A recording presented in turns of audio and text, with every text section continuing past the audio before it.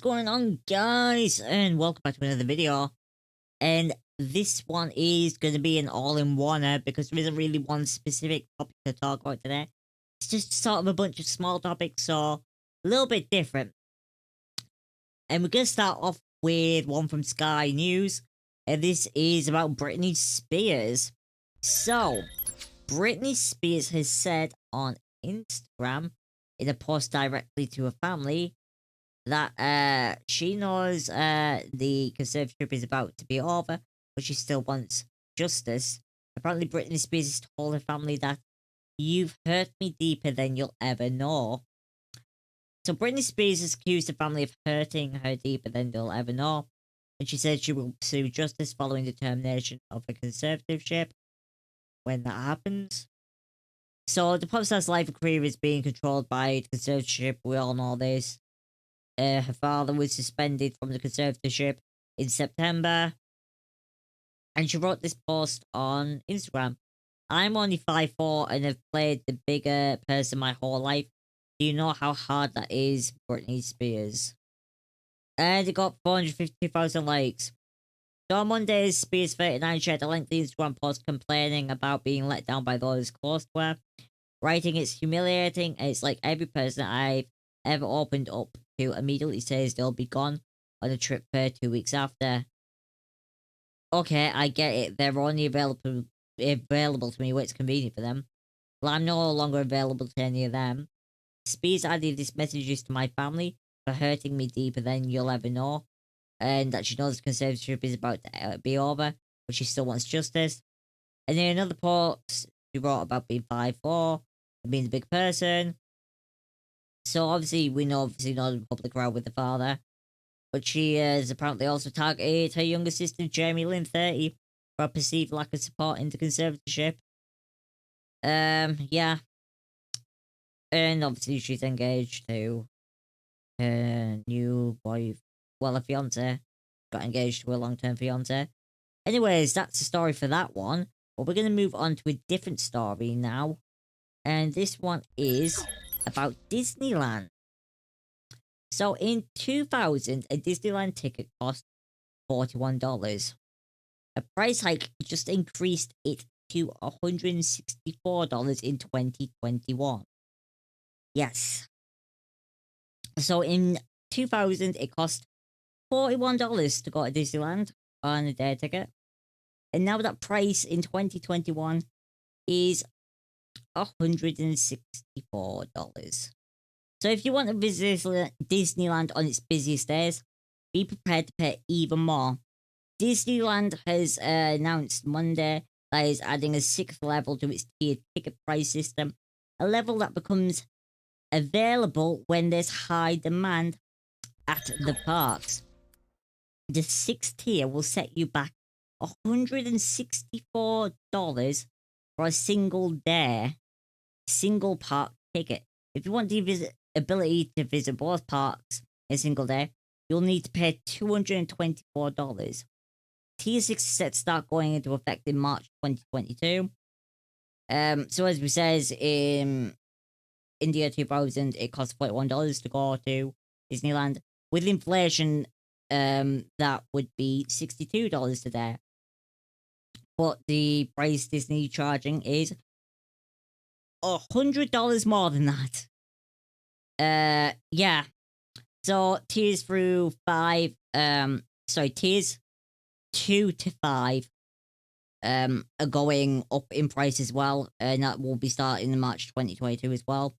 So a tier 2 ticket previously cost $114. That's going to be $119. Tier 3 previously cost $124. That's going up to $134. Tier 4 was $139, and that's going up to $149. And Tier 5, which was previously $154, is going up to be $159. These prices don't even make sense. These prices don't even make sense in the way they're scaling, right? It's like, what? It's like, what? The prices don't even make any sense. But the first tier will remain the same at $109. But the first tier only applies to low demand days. generally weekdays in slower months like February. And if you want multi-day hopper tickets, then those have also increased. A 2-day hopper pass, which used to be $290, is now $315. And there's more that goes on with this. And it's not just that, but it's car park pricing that's gone up as well. Basically, price hikes on everything.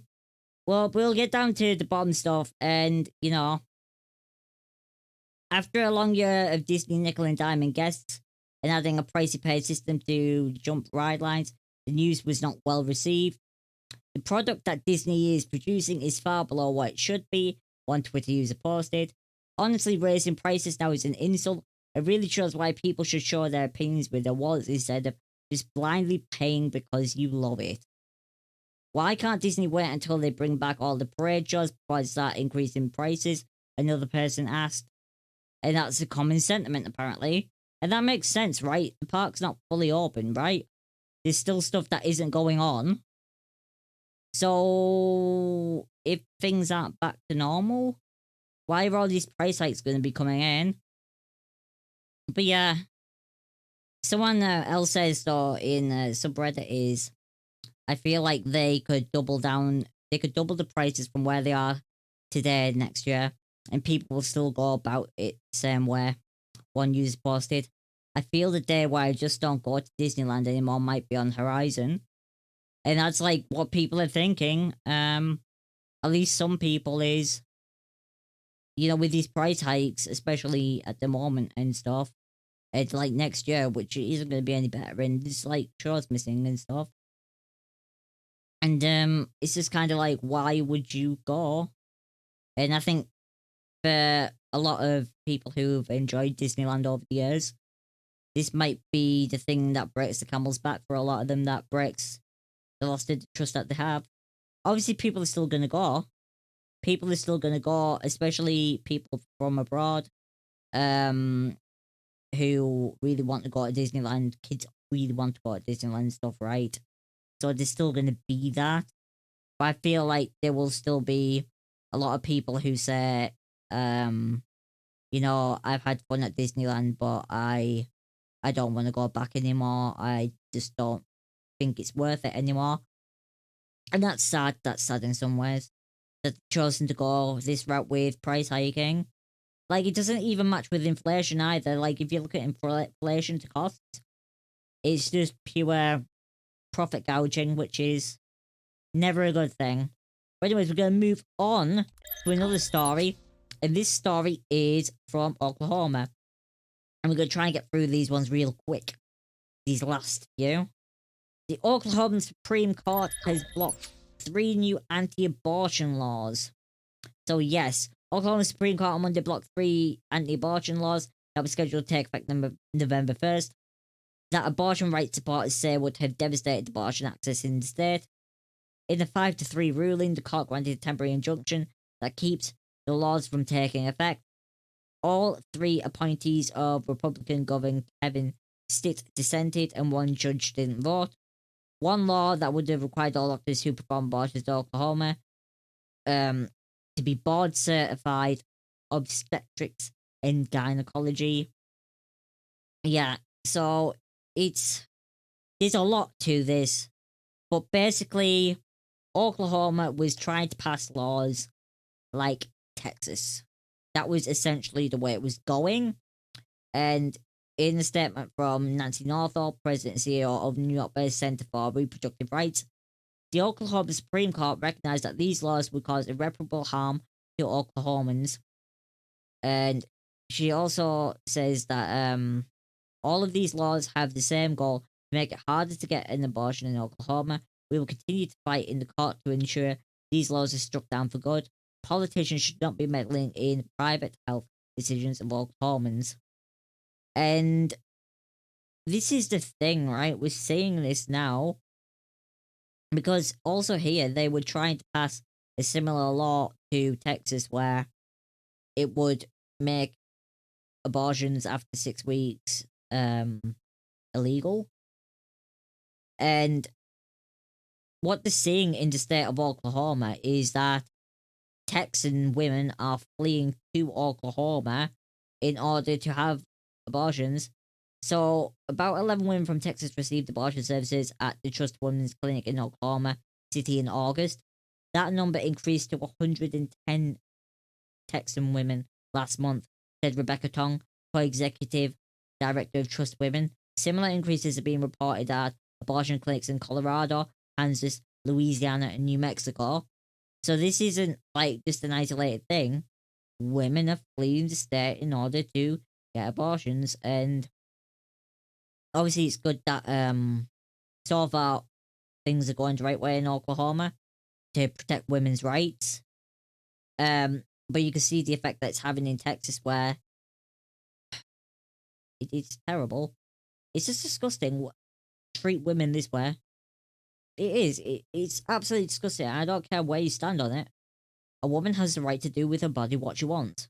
That's it. Simple, basic human rights, right? She can do what she wants with her body. And nobody has the right to tell her any different. And yeah, it's disgusting. It's disgusting. We're going to move on to another one. So let's get on to the next one.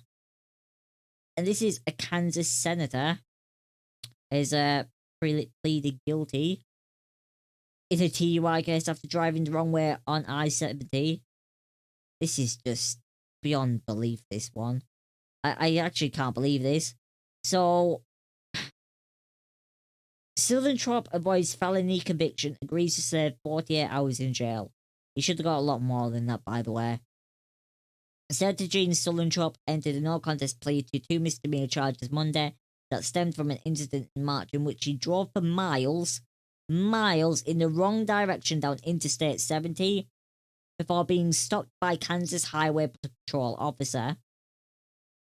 Suellentrop, a Wichita Republican who was forced out of his role as the Kansas Senate's majority leader following his arrest, agreed to a deal that avoided conviction on the felony charge, including the impending count of eluding pleas. Yes, he eluded the pleas. The plea agreement with prosecutors led Judge Jason Guerra,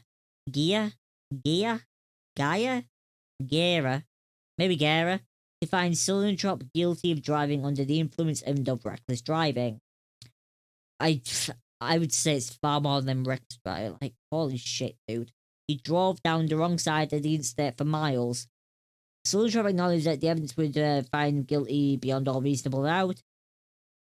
And according to the KHP officer's charging affidavit, he was driving at speeds approaching 100 miles per hour whilst fleeing through Topeka, and multiple vehicles swerved to avoid head-on collisions with him.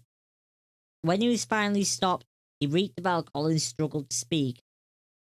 And he says a load of nonsense here that we're going to read. There are many lessons to be learned in circumstances such as these, and I can assure you, I've learned my share, Suellentrop told the court before sentencing. I take full responsibility for my actions, and I apologise for my actions. You will never see me in this court or any other court of law on any similar infractions whatsoever. He's been told to do this, by the way. This is what everyone does. You say that you're sorry, that you show remorse, so you get to lighter sentence. Because if you're just like, I don't apologise, I'd do it again, they're going to slap you with the book. But you don't do that. Instead, you do the thing of saying, I'm very sorry, Your Honour. I know what I did was bad. I am a bad person. I have to take responsibility for my actions. And I promise I will not do it again. So, Suellentrop is required by state law to serve 48 hours in Shawnee County Jail. His incarceration is set to begin at noon November 18th. The judge suspended a 6-month sentence for the DUI conviction and 90 days for reckless driving, and ordered Suellentrop to serve 1 year of probation. Suellentrop also has to participate in 8 therapy sessions and take a substance abuse class. Eventually, he will be eligible to have his convictions expunged from his record, the judge has said. Now, although the judge has the authority to reject the terms of the plea deal, Gaia said that it was the court's policy to accept any agreement between prosecutor's office and a defense attorney, right? I know this case has garnered a lot of attention, media attention from the public. The AA said, I'm not allowed to ethically consider any of those outside influences in his decisions. Which goes for everyone, that's juries included, right?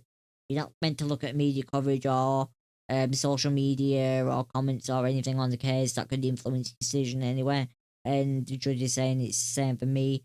I have to not let outside influences take my decision. But my actual issue isn't with the judge because they're in a position and they have to make a decision. My actual issue is with the prosecutors, why they would offer this plea deal. I wouldn't have.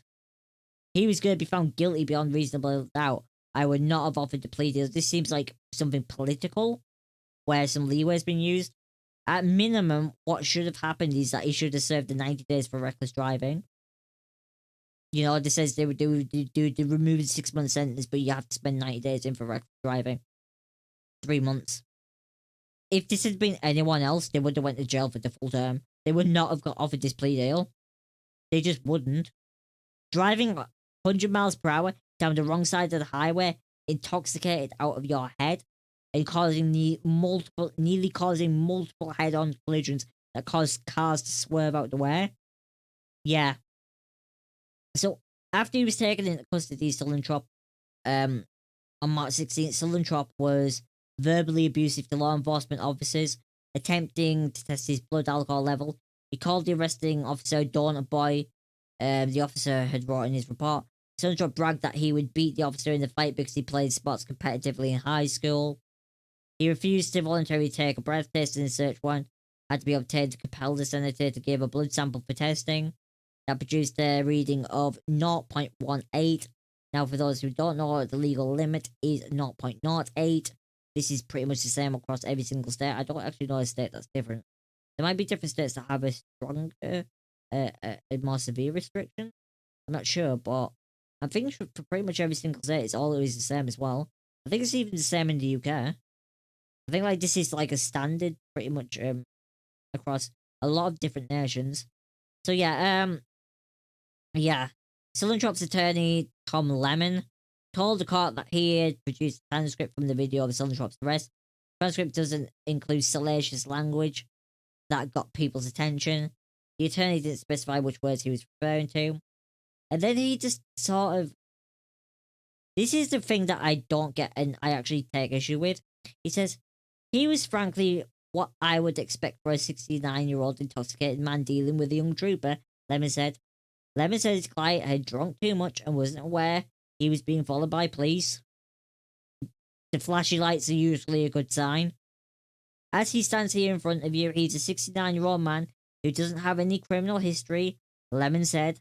I mean, he's a parent, he's a husband, he's a father, he's a grandfather. He's a business owner. All other aspects of his life are in good shape, but it's a very, very bad mistake that he made. And it's just like, it's just excuses. It's just excuses again. It's just, I don't know. I feel like if it'd been anyone else, they would have got the 90 days. This isn't just like drink driving, like, drink driving is always bad. It is. Driving under the influence is bad. Bad, bad, bad. Right? And there's a difference between getting pulled over and getting breathalyzed and just cooperating to fleeing and eluding to endangering people's lives to driving the wrong way down an interstate, causing multiple cars to swerve, nearly causing collisions. If that collision had happened, people would have died. And you see what I mean? I hope at least, guys, you get my point across where I'm coming from this. But anyways, we're going to move on to another one. And this one's a horrible one. A really, really horrible one. A dad in Ohio shoots his son because he wouldn't stop playing guitar, court doc says. This is from KLTV. So, Blue Ash, Ohio, WXIX, Grey News. The 79-year-old Blue Ash man is accused of shooting his son because he wouldn't stop playing the guitar record show. Oh god, this happened Sunday at the home on Muller Road, according to Blue Ash Police. Fred John Hensley Sr. was charged with felonious assault based on the officer's investigation, including a verbal statement from the suspect, who stated he shot his son with .380 pistol because he would not stop playing his guitar, police wrote in a criminal complaint. He also faces a domestic violence charge. Hensley Sr. says he was tired of his son playing the guitar for over an hour. Hensley says he was only trying to shoot the guitar, but ended up shooting his son right in the right side of his stomach. His son then assaulted his father while waiting for emergency personnel to arrive, police wrote in an affidavit. I mean, can you blame the son? He was booked into the Hamilton County Justice Center on Sunday night, and he's going to face the judge Monday. This was obviously October 25th, this was reported. So yesterday we'll have faced the judge. I don't know what's happened with that. But that's insane. Like, that's mental. And this next one doesn't get any better, by the way. So we're going to move on to the next one, which is horrible. And this is about the story we covered last week.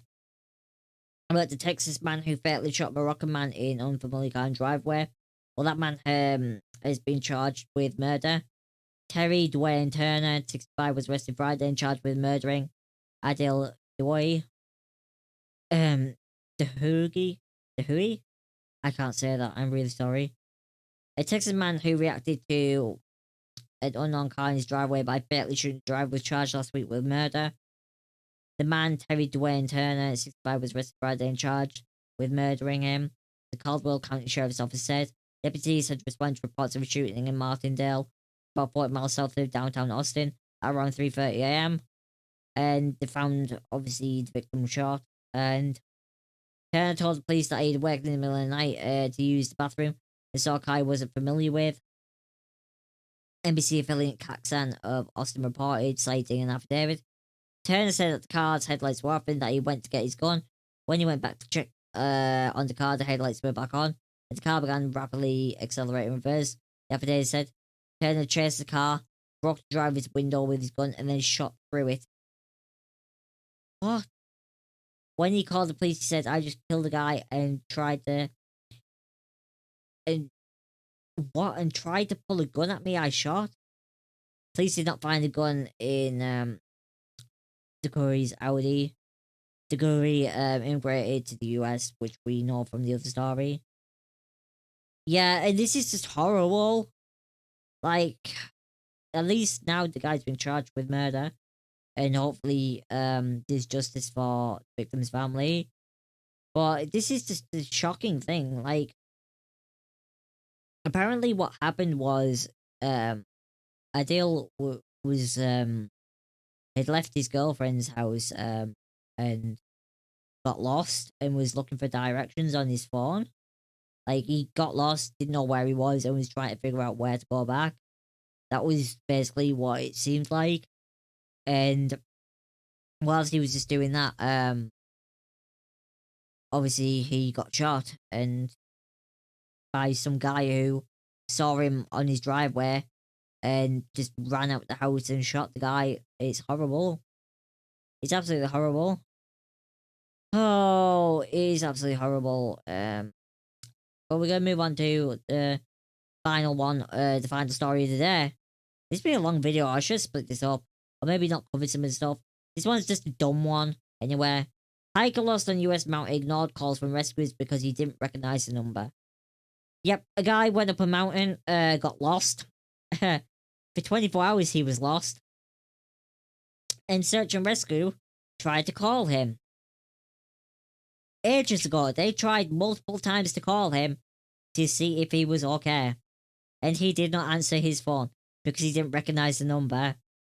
And then they had to send search and rescue teams out because he'd been missing for so long. So, yeah. Repeated attempts to contact the man through calls, texts, and voicemail messages were ignored, according to a statement released by the agency. 5 rescue team members were deployed at around 10 p.m. to search high-probability areas from the Mount Elbert, but returned around 3 a.m. the following morning after failing to locate the missing hiker on the 404 4,401 meter high peak. The second team was set out at 7 a.m. the next day to try and search areas where hikers typically lose trail, only to discover the man had returned back to his place of lodging about 9:30 a.m. The hiker told authorities that he'd lost his way around nightfall and bounced around on 2 different trails trying to locate the proper trailhead before finally reaching his car next morning about 24 hours after setting out on the hike. Lake County Search and Rescue said the man reported having no idea anyone was out looking for him because he didn't answer his phone or read his texts or his voicemails that were of people from emergency services saying, "You've been gone. We are deeply worried. We are going to send up search and rescue teams. Are you okay? Get back. Are you okay? Where are you? Where can we find you? Are you fine?" Does he answer them? No. The guy ignores it because I don't recognize this number. He has text on his phone, right? Saying, "This is the search and rescue. Are you safe?" And he just ignores it. So, yeah, one notable takeaway is that the subject ignored repeat phone calls from us because he didn't recognize the number the agency added. If you're overdue according to your itinerary and you start getting repeated calls from an unknown number, please answer the phone.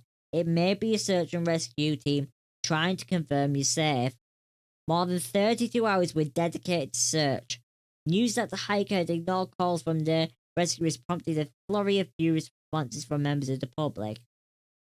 Please remember that what seems like common sense in hindsight is not always to a subject in the moment when they are lost and panicking. Lake County Sheriff Search and Rescue responded over Facebook post. In Colorado, most folks who spent time outdoors have a good understanding of search and rescue infrastructure that is there to help them, but this is not the case nationwide. But I'd still be mad with the guy. I'd still be mad with the guy. But anyways, guys, that's the video. Thank you for watching. I'll see you guys in the next one. This was a long one compared to what we normally do. Holy crap, this was almost a podcast in length. Anyways, guys, see you in the next one. Thanks for watching. Bye.